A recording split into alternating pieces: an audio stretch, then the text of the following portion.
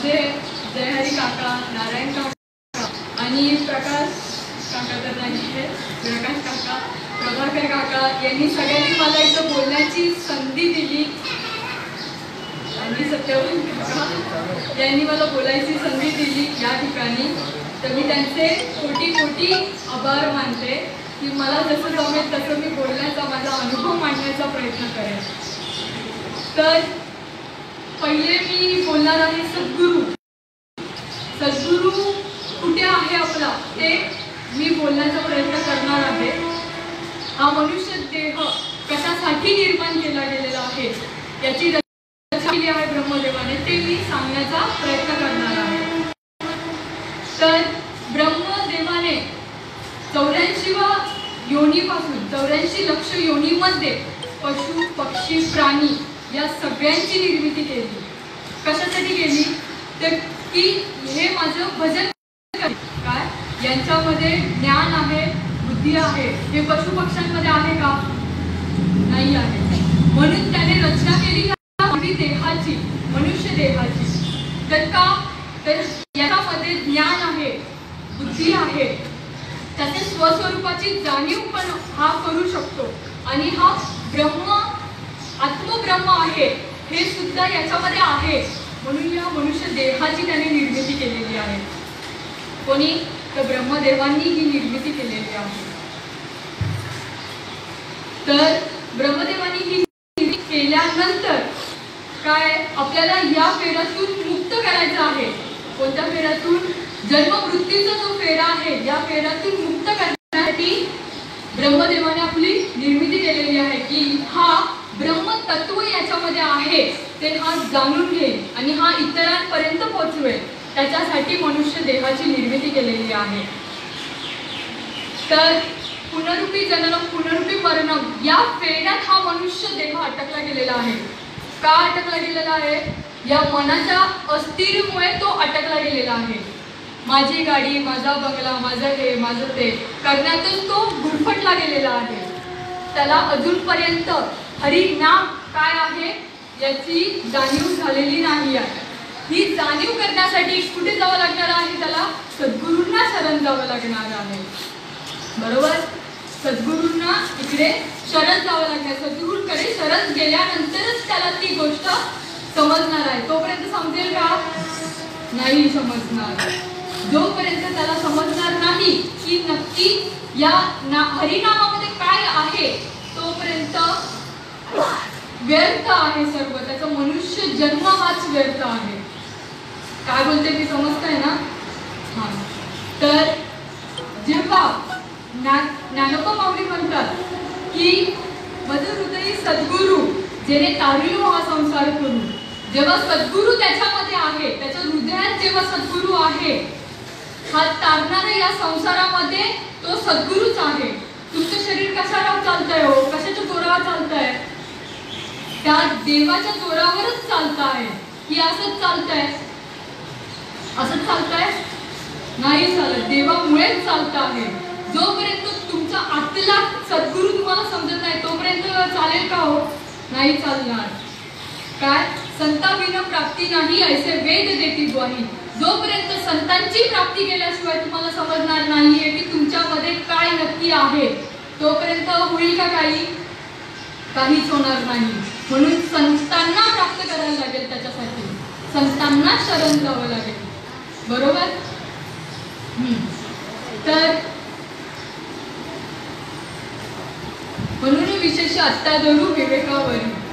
जिथं ज्यावेळी संतांना शरण जाताना तुझ्या मनामध्ये जो विवेक येईल तोपर्यंत तुला समजणार.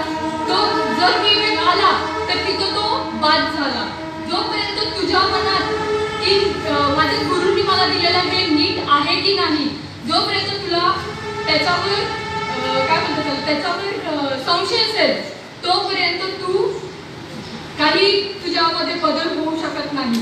म्हणून संतांवर तुला तेव्हा विचार येईल की अरे चुकीचं सांगतायत आहेत की काय संत माझे, चुकीचं बोलत आहेत की काय. हे कधी होईल? जेव्हा तुला संतांना विश्वास नसेल त्यावेळेस ही गोष्ट घडू नये. बरोबर? म्हणून जे जे जे करशील ते विचार शक्ती आणि श्रद्धा आणि निष्ठाने जर तू सद्गुरूकडे गेलास तर ती गोष्ट नक्कीच तुझी काय होईल, नक्कीच तुझी यशस्वी होईल. बरोबर. म्हणजे जेव्हा सद्गुरूंना शरण जाणार, आता तुम्ही सद्गुरूला शरण गेले, बरोबर, सद्गुरूला तुम्ही शरण गेले, त्याच्यानंतर काय होतं, सद्गुरू काय करतात, आपल्याला अनुग्रह देतात. बरोबर. अनुग्रह दिल्यानंतर काय होतं, काय होतं माहितीये तुम्हाला, सगळ्यांना तुम्हाला अनुभव आहे. अनुग्रह दिल्यानंतर काय होतं, अनुग्रह दिल्यानंतर आत्मतत्वात जवळ आपण जातो. काय, आत्मतत्वाजवळ आपण जातो आणि स्वस्वरूपाची जाणीव आपल्याला होते. कशी जाणीव होते, स्वस्वरूपाची जाणीव होते. आणि ही वृत्ती जी आहे ती चैतन्यमय होऊन जाते. काय, वृत्ती जी आहे ती चैतन्यमय होऊन जाते. आणि आपण जेव्हा चैतन्यमय होतो तेव्हा काय होतं, आंतरिक चैतन्य आणि बाह्य चैतन्य एकरूप होऊन जातं. काय होतं, एकरूप होऊन जातं. आणि आपण जगभर नसून तर आपण विश्वव्यापक आहे अशी जाणीव आपल्याला होते. बरोबर. जेव्हा विश्वव्यापकची जाणीव आपल्याला होते, आता तुम्ही मला सांगा, नॉर्मल उदाहरण देते मी, समुद्रात जर आपण मूठभर मीठ घेतलं आणि ते जर समुद्रात टाकलं तर ते मीठभर आपल्याला भेटणार आहे का, नाही भेटणार. जसं मीठ समुद्रात टाकल्या ते एक रूप होऊन जातं, तसं आपण देवाची एक रूप होऊन जातो. तेव्हा आपण काय होतो, एक रूप होऊन जातो, आपण विश्वभर होऊन जातो. परत आपल्याला देहाची जाणीव राहते का हो, तेव्हा देह काय आपल्याला समजता का हो. त्या टायमाला आपली कंडिशन कशी असते, गायनाचे उडे आपुलिया छंदे मनाची आनंदे आवडीचे. म्हणजे तेव्हा आपल्याला भान राहत नाही की आपण देहावर आहेत की कुठे आहेत, आपल्याला ती काहीच पडलेली नसते. आपण आपल्या अंतरातच रुळून गेलेलो असतो. तेव्हा आपल्याला बाकी जगामध्ये काय चालू आहे हे आपल्याला भान राहत नाही. बरोबर. त्यानंतरचा अनुग्रह झाल्यानंतरची पुढची स्टेप काय हो, 2 स्टेप आहेत, एक अनुग्रह आणि एक प्रबोध. प्रबोधामध्ये काय होतं, प्रबोध झाला, अनुग्रह झाल्यानंतर प्रबोधाकडे आपला प्रवास सुरू होतो. प्रबोधामध्ये काय होतं, पिंडी ते ब्रह्मांडी आपला प्रवास सुरू असतो. त्यावेळेला पिंडी म्हणजे काय, आता तुम्ही विचारणार ब्रह्मांडी म्हणजे काय विचारणार. पिंडी म्हणजे काय, देह, आणि ब्रह्मांडी म्हणजे काय, शिव. काय, ब्रह्मांडी म्हणजे शिव. तसं पिंडीला जीव पण म्हटलं जातं. काय, पिंडीला जीव पण म्हटलं जातं. जेव्हा जीव आणि शिवचं एकरूपता होते ते म्हणजे प्रबोध. बरोबर आहे ना. जीव आणि शिवची जेव्हा एकरूपता होते ते म्हणजे प्रबोध. बरोबर आहे. माझे श्रीपाद बाबा रामदास बाबांच्या नेहमी मी ऐकलं आहे. काय, माझे श्रीपाद बाबांनी, माझे रामदास बाबांनी, माझे नाना बाबांनी काय केलं, निज रूपाला दाविल, आत्म्याचं लगीन परमात्म्याशी लाविल. काय, आत्म्याचं लगीन परमात्म्याशी लाविल. हे का बोलतात हो, जेव्हा जीव शिवाचे एकरूप होते तेव्हा त्याला म्हणतात आत्म्याचं लगीन परमात्म्याशी लाविल. असंच बोलायला आहे का हो, असंच बोलणं आहे का, नाहीये. तिथे काहीतरी तथ्य आहे म्हणून त्या सद्गुरूंनी आपल्याला तसं सांगितलं आहे. बरोबर ना. असे संत आपल्याला भेटलेले आहेत. काय केलेलं आहे, आपलं जीवनाचं आपलं उज्ज्वलित करून टाकलेलं आहे. जसं अंधाऱ्या खोलीत एक दिवा लावल्यानंतर पूर्ण खोली आपली प्रकाशमय होऊन जाते, त्यानुसार या देहामध्ये आपली प्रकाशाची ज्योत उजळून टाकलेली आहे. अशीच उजळवली आहे का हो, नाही. या नामरूपी प्लॅटफॉर्मने आपली देहाची जी ज्योत आहे ती उजळून टाकलेली आहे. माझ्या श्रीपाद बाबांनी, माझ्या रामदास बाबांनी, माझ्या नाना बाबांनी अशीच उजळवली आहे का हो. काहीतरी त्याच्यात तथ्य आहे म्हणूनच ती उजळलेली आहे. तसंच मी तुम्हाला एक गोष्ट सांगते, वारीवरून आहे ती गोष्ट. एक साधक असतो, तो पूर्ण श्रद्धेने एकच त्याचा ध्यास असतो की मला आज काय एकच ध्यास असतो की मला आज विठ्ठल दर्शन देईलच. तो त्या वारीमध्ये जातो. काय तो दरवर्षी चालत वारीला जातो की माझे आज मला विठ्ठल भेट देईलच, या आशेने तो जात असतो. परंतु तो दरवर्षीप्रमाणे या वर्षी तो सुद्धा वारीला गेला.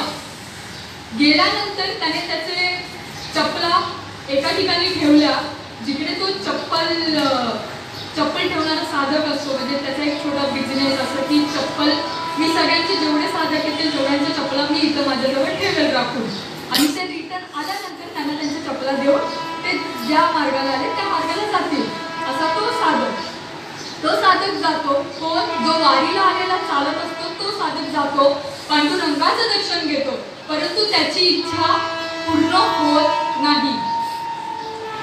तो खूप आशेने आलेला असतो पण त्याची इच्छा काही पूर्ण होत नाही. विठ्ठल त्याला काही दर्शन देत नाही. तो जातो, दर्शन घेतो आणि रिटर्न जेव्हा त्याच्या चपला घ्यायला येतो तेव्हा तो चप्पलवाला म्हणतो, अरे काय झालं, तू असं का वाकडे तोंड करतोयस? तर तो साधक म्हणतो, अहो माऊली, मी ज्या आशेने येतो ती आशा माझी पूर्णच झाली नाहीये, म्हणून मला माझं मन थोडंसं चलबिचल झालेलं आहे की माझा पांडुरंग मला भेट का देत नाहीये. मी एवढं चालत येऊन सुद्धा माझा पांडुरंग मला भेटच देत नाहीये. माझं काय चुकतंय हे मला समजायचं कारणच नाहीये. मला समजतच नाहीये माझा पांडुरंग मला का दिसत नाहीये, किंवा माझी काय अशी चूक होते की त्याच्यामुळे मला पांडुरंग माझं दर्शन देत नाही आहे. हे मी विचारू कोणाला, म्हणून मी थोडंसं नाराज झालो. तो चप्पलवाला बोलतो, तो हसतो की अरे काय झालं तुला, ठीक आहे, जरी तुला पांडुरंग भेटी देत नसेल तरी माझ्याकडे तुझं प्रश्नाचं उत्तर आहे. जर होत असेल तर मी नक्कीच ते प्रश्नाचं उत्तर तुझं सॉल्व्ह करेन. काय नक्कीच त्या प्रश्नाचं उत्तर मी सॉल्व्ह करेन. बरोबर. तेव्हा तो साधक बोलतो, अरे तू हसला का ते सांग, मला तर राग आला तू हसला म्हणून. का हसलास तू? मला पांडुरंग भेटत नाहीये म्हणून हसतोयस का? तर तो बोलतो, नाही, मला आता मी एक प्रश्न विचारतो, त्याचं जर तू उत्तर दिलंस तर बघू आपण, मग पुढे काहीतरी होऊ शकतं. तो बोलतो, विचारा माऊली, काय प्रश्न आहे तुमचा? तो विचारतो, तुला तुझ्यातला विठ्ठल कधी दिसला आहे का? तू एवढा लांब चालत येतो, ठीक आहे, या मंदिरातला विठ्ठल जरी तुला दिसत नसला तरी तुला तुझ्यातला विठ्ठल दिसतोय का? तो बोलतो, हा पागल आहे, हा काहीही बोलतो, याला बोलायचं का आहे ते त्याला समजत नाही की याला नक्की सांगायचं का आहे. की हा बोलतो माझ्यातला विठ्ठल, मी तर कुठे आलोय, पंढरपूरला आलोय विठ्ठलासाठी, हा माझ्यामध्ये विठ्ठल कसा सांगतोय? काय माझ्या मधला विठ्ठल कसा सांगतोय? तो त्याला विचारतो परत की दादा असं कसं बोलले तुम्ही, मला समजलं नाही तुम्हाला काय बोलायचं आहे, मला समजलं नाही तुम्हाला काय बोलायचं आहे. तो परत बोलतो, ठीक आहे, जाऊ दे, तुला तुझ्यातला दिसत नाही, माझ्यामध्ये विठ्ठल दिसतोय का रे? तो परत थोडासा शॉक होतो की अरे हा पागलच आहे खरंच, याचा काहीतरी परिणाम आहे डोक्यावर वाटतं. हा मी काय बोलतोय, पांडुरंग मला भेटत नाहीये, पंढरपूरला येऊन मला पांडुरंग दर्शन देत, आणि हा स्वतःचा आणि दुसऱ्यांचा म्हणतो विठ्ठल का सांगतोय मला? तेव्हा तो बोलतो की अरे एवढ्या लांब वारीला येण्याची गरज नाही आहे, तुझ्यामध्ये विठ्ठल आहे, इथे चराचरामध्ये विठ्ठल बघायला आहे, तुला त्याच्यासाठी पंढरपूरला येण्याची गरज नाही आहे. तो बोलतो, मग माझ्यातला विठ्ठल मला कोण दाखवेल? तेव्हा तो चप्पलवाला साधक बोलतो की अरे तुझ्यातला विठ्ठल तुला जर बघायचा असेल तर माझ्या सद्गुरूंना शरण जावं लागेल. ज्या वेळेला तो असं बोलतो तेव्हा तो बोलतो की अच्छा असं आहे का, याचं मला उत्तर आज भेटलं, चला मग आपण सद्गुरूंना शरण जाऊया. त्यावेळी तो सद्गुरूला शरण जाऊन त्याला समजतं की अरे नाही, वारीला जाऊन अर्थ नाही आहे, आपल्यातच विठ्ठल आहे, तो आपल्यातच तो दर्शन देतो, तर तिथे जाण्याची गरज. आता तुम्ही म्हणणार की वारीचं बोलते, मला असं बोलायचं नाही आहे की तुम्ही वारीला जाऊ नका, मला हे सांगायचं की आपल्यातच विठ्ठल आहे. तर ज्ञानेश्वर माऊलींनी हेही सांगितलंय, ठाईच बैसुनी करा एक चित्त, आवडी आनंद आळवावा. म्हणजे ठाईच बैसुनी जर आपल्याला सगळं भेटत असेल तर एवढ्या लांब जाण्याची गरज आहे का? गरज आहे का? इव्हन आपल्या गावदेवी मंदिरामध्ये देवीची जी आरती आहे त्याच्यामध्ये पण लिहिलेलं आहे, वारी वारी जन्म मरणाचे वारी, काय आहे? हरी पडलो आता संकट निवारी. कोणती वारी सांगितली ती पण? जन्म मरणाची वारी चुकवायचं आपल्याला ज्ञानेश्वर माऊलींनी सांगितलेलं आहे. बरोबर आहे? तसंच अजून एक मी गुरु आणि शिष्यामधले नातं काय असतं हे पण मी तुम्हाला गोष्टी रूपाने सांगते, जे तुम्हाला लवकर समजेल. एक शिष्य असतो, तो जातो गुरुकडे. कशासाठी जातो ते पण तुम्हाला मी सांगते. गुरुकडे जातो, तो सांगतो की गुरु मला आज अनुग्रह घ्यायचा आहे. काय? मला आज अनुग्रह घ्यायचा आहे. तर गुरु म्हणतात ठीक आहे चालेल, चल माझ्यासोबत, मी तुला माझ्या घरी घेऊन जातो आणि मी तुला त्या ठिकाणी अनुग्रह देतो. परंतु जुन्या काळी कसं असायचं की जेव्हा शिष्याला अनुग्रह देताना त्याची परीक्षा घेतली जायची. त्याला असं लगेच अनुग्रह नाही भेटायचा जसा आत्ता सर्व देतात, त्याचा पहिले नाही भेटायचा. त्याची परीक्षा घेऊन त्याला अनुग्रह दिला जायचा. बरोबर? तर गुरु बोलतात की ठीक आहे तुला देतो मी, चल तू माझ्यासोबत. शिष्य जातो त्या गुरु सोबत. घरी गेल्यानंतर गुरु म्हणतात, गुरु घरात घुसल्या गुरु मातेला म्हणतात की अगं दिवा लाव, मला दिसत नाहीये. दुपारचे 12 वाजलेले असतात तरी गुरु काय बोलतात, अगं दिवा लाव, मला दिसत नाही आहे. शिष्य म्हणतात अरे गुरु असं का बोलतात, दुपारचे तर 12 वाजले आहेत. गुरुचं बोलण्याचा अर्थ त्याला समजला नाही. त्याने असंच सोडून दिलं की हा बोलले असतील गुरु, काहीतरी त्यांच्या मनात असेल म्हणून ते बोलले असतील. ते झालं. पहिला जे मेन आहे ते संपलं. दुसऱ्या गोष्टीकडे, दुपारी जेव्हा गुरु आणि शिष्य जेवायला बसतात तेव्हा गुरु परत गुरु मातेला म्हणतात की अगं गरम गरम तांदूळ उकळत आहेत ते घेऊन ये. शिष्य परत बघतात, अरे गरम गरम तांदूळ, भात पण नाही, गरम गरम तांदूळ बोलतात, काहीतरी असेल. परत ते जेव्हा गुरुमाता घेऊन येते ताटात टाकते, परत गुरु बोलतात की अगं हे तर थंड आहे, थंड नको, परत गरम करून आण. तर शिष्य बोलतो अरे एवढे कडक चटके लागतायत तरी सांगतात की अरे गरम करून आण. गुरु असे का करतायत? तर थोडासा प्रश्न येतात त्याला, परंतु तो बोलतो की जाऊ दे, काही बोलायचं नाही. झालं. रात्र होते. रात्र झाल्यात खूप थंड वारा सुटलेला असतो. काय? थंड वारा सुटलेला असतो. शिष्य अक्षरशः कुडकुडत असतो. गुरु तेव्हा बोलतात, गुरु आपले कपडे काढून टाकतात. शिष्य विचारतो काय झालं गुरु? थंडी गरम होतोय बोलते, मला काय गरम होतो आहे. शिष्य बोलतो अरे एवढी मला मी कुडकुडतो आणि गुरुंना कसं गरम होतंय? काय गुरुंना कसं गरम होतंय? ते थोडस शिष्य त्याला ते कुजबुज असतं की अरे हा गुरु असे का करतायत? दुपारी पण असंच केलं, सकाळी पण असं केलं, उजेड असताना पण ते बोलतात की दिवाला. त्याला ते काही समजलं नाही.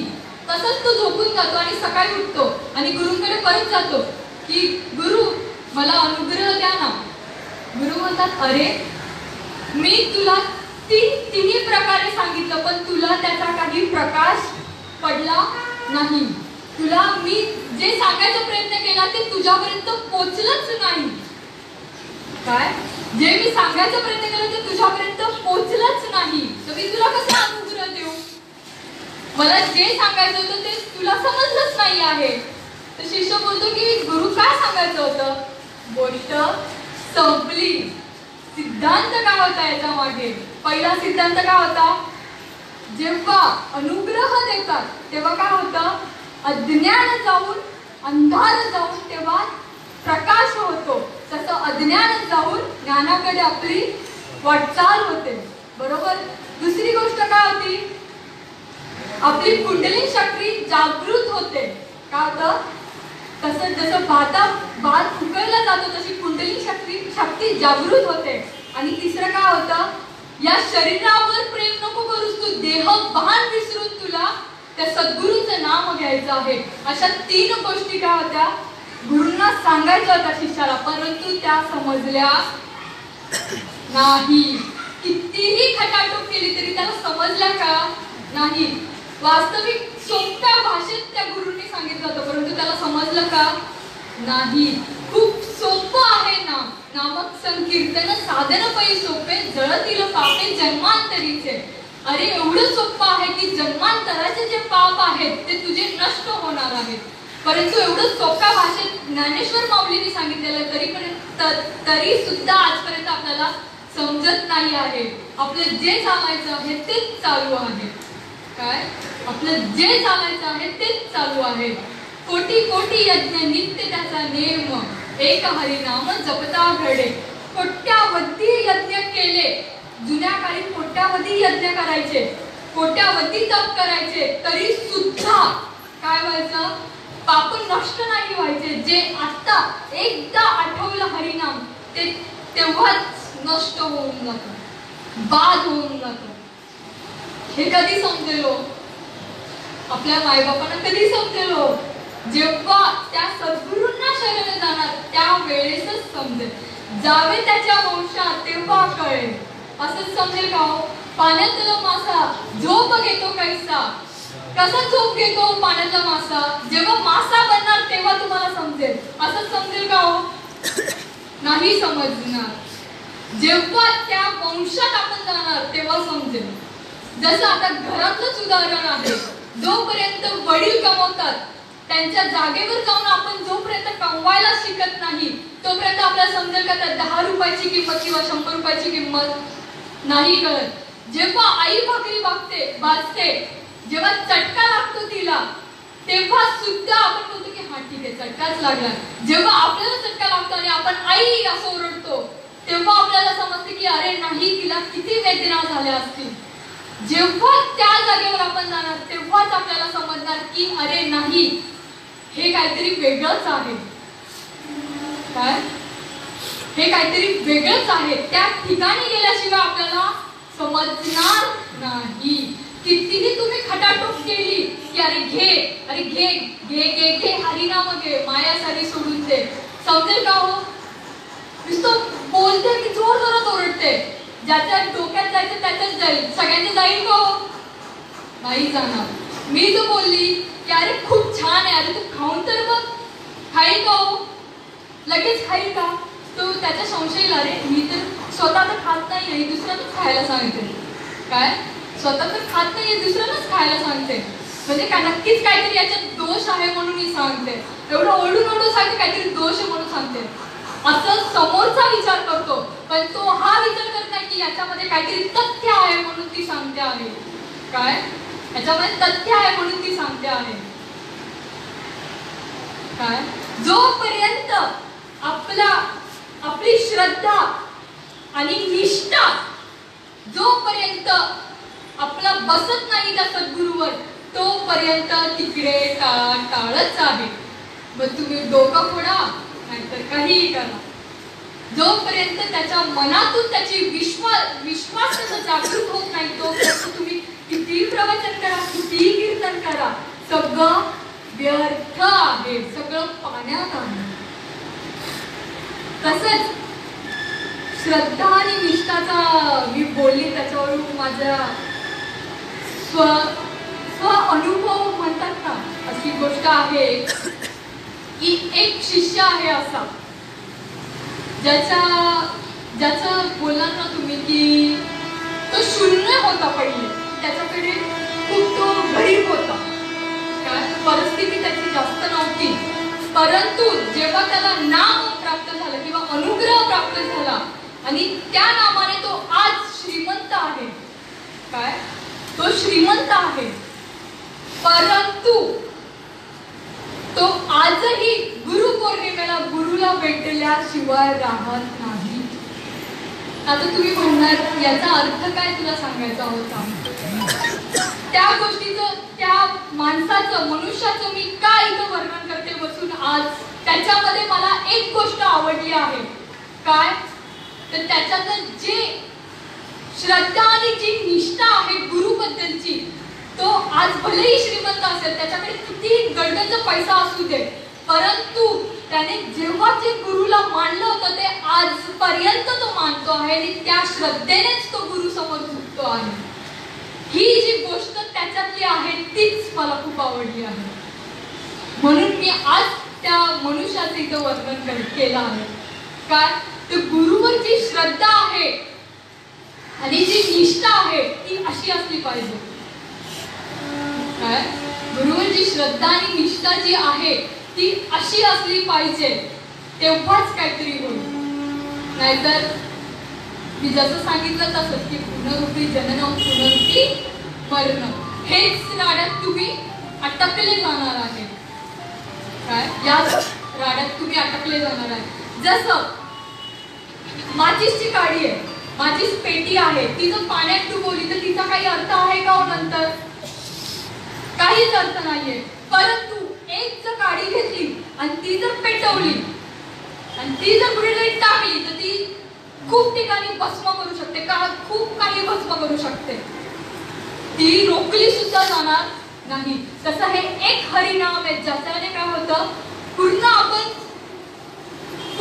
रोम रोमात ते भिनलं जातं, पूर्ण आपलं रोम रोमात ते जागृत होऊन जातं आणि आपण आनंदमय होऊन जातो. आनंदले मन प्रेमे पाजरती लोचन, आनंदले मन. हा जसं ते रोमा रोमात दिसतं तसं काय प्रेम जब अनंत हो गया, रोम रोम संत हो गया. काय प्रेम जेव्हा आपलं पूर्ण रोम रोमात ते भिनभिनून जातं, काय रोमा रोमात भिनभिनून जातं. जसं त्या चप्पलवाल्याचं साधकाने जसं बोललं की अरे सगळ्या ठिकाणी व्यापक तो विठ्ठल आहे, तिथं का शोधायला जातोय, तुझ्या जवळ आहे, तिथे बसलेल्या सर्वांमध्ये तो विठ्ठल आहे. काय सर्वांमध्ये विठ्ठल आहे, फक्त ते आपल्याला समजलं पाहिजे. समजल्याशिवाय काय आहे, व्यर्थ आहे. समजेल तेव्हाच तुम्हाला काहीतरी करता येईल. समजण्यासाठी तुम्हाला सद्गुरूला शरण जावं लागेल. तोपर्यंत सगळं शून्य आहे. शून्याच्या पुढे जसा एक लावला तरच त्या शून्याला व्हॅल्यू असते, तसं आपलं जीवन व्यर्थ आहे. फक्त पुनरुक्ती जनन पुनरुक्ती मरण याच फेऱ्यात आपण गुरफटले जाणार आहोत. हेच मला आज तिकडे बोलायची संधी दिली त्याच्याबद्दल. बोला मस्त, छान, उत्तम लिंक आहे, छान आहे.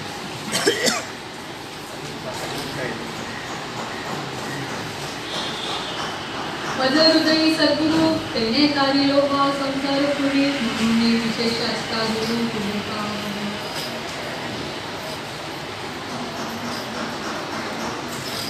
जसं मी तुम्हाला आतापर्यंत सांगितलं की नाम, अनुग्रह, प्रबोध हे काय आहे हे मी तुम्हाला सांगितलं, बरोबर.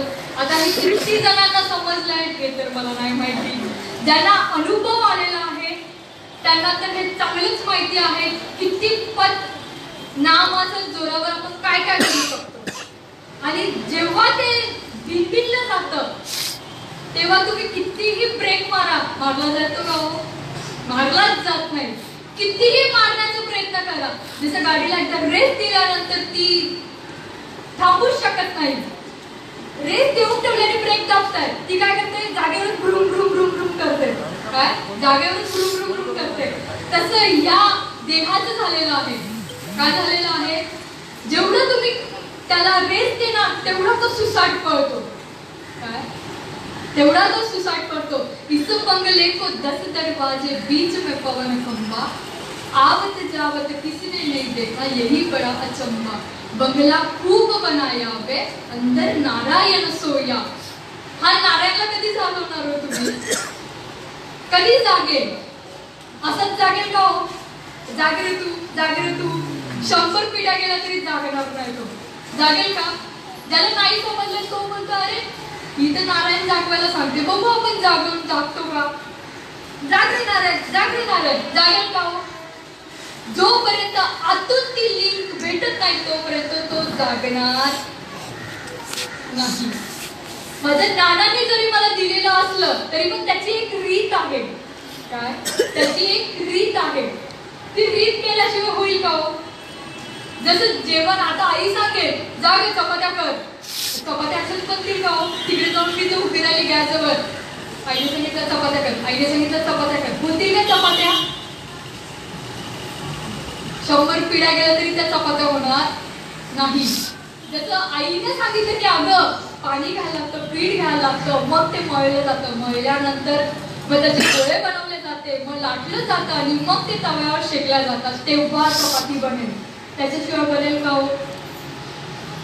नाही बनणार. जसं नानांनी सांगितलं की अरे तू जसं नाम घेशील तशा तुझ्या पुढे पुढे स्टेप वाढत जातील. एका जागेवर तू स्थिर राहशील का? पुढे पुढे तुझ्या स्टेप्स असतील. पुढे पुढे स्टेप्स आहेत. पहिली स्टेप काय? तू ध्यानाला बसला, तुझं मन एक केलं, 5 कर्मेंद्रिय, 5 ज्ञानेंद्रिय आणि 1 मन, एवढ्या सगळ्यांची सांगड घातल्याशिवाय तुला अवस्था होणार नाही. काय?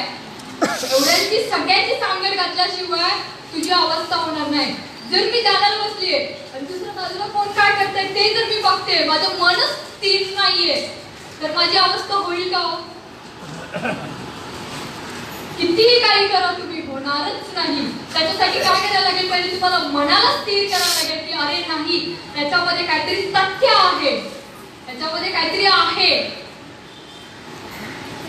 आहे, तेव्हाच तुम्हाला समजेल.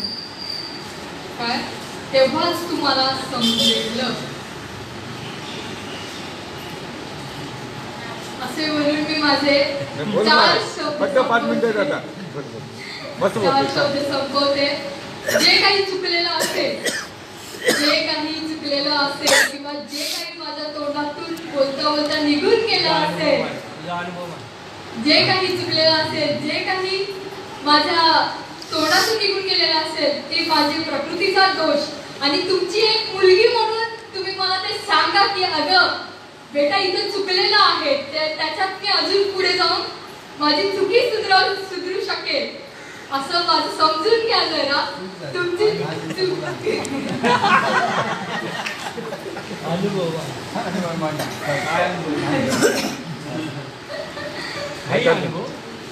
सांगितलं अनुभवच तर मग बोलली, अनुभवच सांगायसाठी बसली होती. एवढं माझ्या नानांनी दिलेलं आहे तर त्याचा अनुभव तर मी सांगणारच.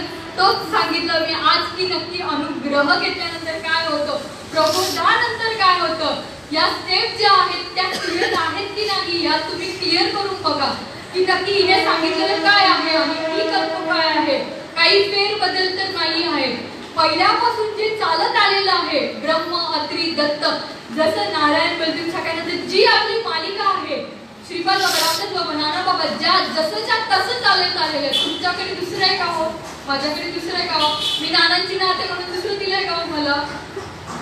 सगळ्यांनाच सारखं आहे, काही त्याच्यामध्ये फेरबदल नाही आहे. हे काय झालं? पुन्हा सांगायचे बरोबर आहे. मी शब्दानेच बोललो. व्यवस्थित सांग म्हणजे आपली दुकान जे उमटे पुन्हा उमटतायत ना त्यावरती म्हणजे काय झालं ते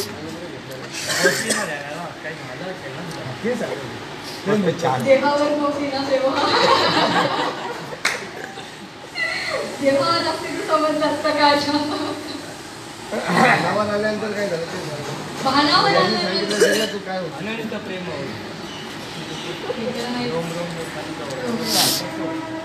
कसं होत घेतल्याशिवाय होईल त्यांना सांगायला कापे तो ठरारी कापत होतो हे जे आहे ना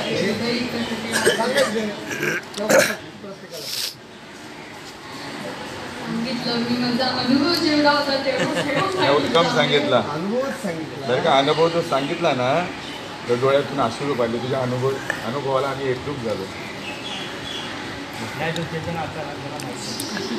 अजून 5 मिनिटं आहेत. बाय. 5 मिनिटं बरं बिंदास मस्त छान. ज्या वेळेला अनुभव झाला त्यावेळेस गोष्ट सांगितली पप्पा देते पाहिजे. ज्या वेळेला अनुग्रह दिला मला नानांनी, मी तर खूप मागे लागली होती की मला अनुग्रह द्या. परंतु मुलगी असल्यामुळे पप्पाची तयारी नाही. रोपांची तयारी अशी नव्हती बरोबर बोल तू, की आम्हाला तेच पाहिजे. मुलगी आहे तर नवरा कसा भेटेल, त्या खाणारा भेटला तर, चुकून खायला लावलं तर. बरोबर आहे. परंतु मी नानांकडे हट्ट धरला की नाना जसा भेटेल तसा भेटेल, परंतु मारलं तरी चालेल, परंतु मला आजी आणू तो आपण घेऊन ये, सावध राहा. काहीतरी बोल. आधीच बसतो मांडायची. बरोबर आहे, खरं आहे ते. छान. हे बघा अनुभव. ह्याला अनुभव म्हणतात. हा, हे बघा जागृत मग शाश्वत आज अनुभव. मोकळी होशील तू. आज मोकळी होती आधी तू. ह्याच्या करताची 5 मिनिटं सभा आहे ना, मोकळी झाली. बाबांचा तो जागृत होता. पाहिजे याला हिंमत बोलतात नाही. अहो बऱ्याच बापांची नाही निघाली खोकडी नाही बोलते ते बोलेल. जेव्हा नाना बोले की ठीक आहे बेटा तुझा एवढा हट्ट आहे तर मी आज नक्कीच तुला अनुग्रह घेतो, पुढचं जे असेल ते बघितलं जाईल, पुढचं जे असेल ते बघितलं जाईल, आपण ते विस्तारून टाकू. त्यावेळेला नाना बोलले की ठीक आहे बेटा आज तुला मी अनुग्रह देतोच. नानाने जेव्हा अनुग्रह दिला माझ्या मनात एकच होतं की नाही ही गोष्ट नक्की काय आहे हे मला समजून घ्यायचं आहे. माझी तर आतून पूर्ण इच्छा आहे, परंतु सगळे विरोध का करतायत. मी मुलगी जरी असली तरी पण मला ती गोष्ट समजण्याचा अधिकार आहे. आणि त्याच्यात मी ब्रह्मदेवांचं वाचलेलं होतं की जेव्हा ब्रह्मदेवाने पशु पक्षी प्राणी यांची निर्मिती केली होती तेव्हा त्याला ब्रह्मदेवांना असं समजलं होतं की या जीवांमध्ये ज्ञान प्रगट करण्यासारखं काहीच नाहीये, फक्त मनुष्य देहामध्ये ते प्रगट करण्यासारखं आहे. ते म्हणजे मनुष्य देह माझ्या या जन्मामध्ये येऊन काहीतरी अर्थ आहे, म्हणूनच मला जन्म या चेतन भेटला आहे. परंतु हे सगळे का नाही बोलतात. मी जरी मुलगी असली तरी मला अधिकार आहे की मला माझं स्वरूप काय आहे मला जाणण्याचा अधिकार आहे. नानाला बोलले की नाही मला पाहिजेलच आहे म्हणजे पाहिजेलच आहे. नाना बोलला ठीक आहे बेटा तू हट्ट तर केला आहेस तो मी पुरवतो, मी नाही बोलू शकत. माझं जे मला श्रीपाद बाबा रामदास बाबांनी जे मला माझ्यापर्यंत पोहोचवलं आहे ते मी नक्कीच तुझ्यापर्यंत पोहोचवतो. जसा अनुग्रह झाला गाण्याला बसल्यानंतर रोमात त्याचा अनुभव घ्यायला लागला. गायनाचे उडे आपुलिया छंदे ती स्थिती निर्माण झाली. प्रत्येकाची ती होते. कोणी रडू लागतं, कोणी हसू लागतं, कोणी उड्या मारतो, कोणी काय होतं. प्रत्येकाला तो अनुभव येतोच. असा माझा अनुभव होता की जो म्हणजे मला सगळेच नाकार देत होते, परंतु नाना बोलले की नाही बेटा तुला मी देतो, तू टेन्शन घेऊ नकोस. असं नाहीये की मी नाही म्हणणार नाही या गोष्टीसाठी. मी नक्कीच तुझं जीवन सफल करणार, तुला या जन्ममृत्यूच्या फेऱ्यापासून नक्कीच सुटका करेल. असा माझा हा छोटातला छोटा अनुभव होता जो आज वेगळा अनुभव आहे. विश्वव्यापक अनुभव. आज मोकळी झाली. आता जुलवणूक झाली ती. व्यवस्थित. एकदम बेस्ट. असं बोलून जे काही चांगलं असेल ते माझ्या नानांच्या चरणी आणि तुमच्या सगळ्या काकांच्या चरणी, माझ्या काकी आत्या ज्या असतील त्यांच्या सगळ्यांच्या चरणी मी हे अर्पण करून माझ्या सेवेला पूर्ण विराम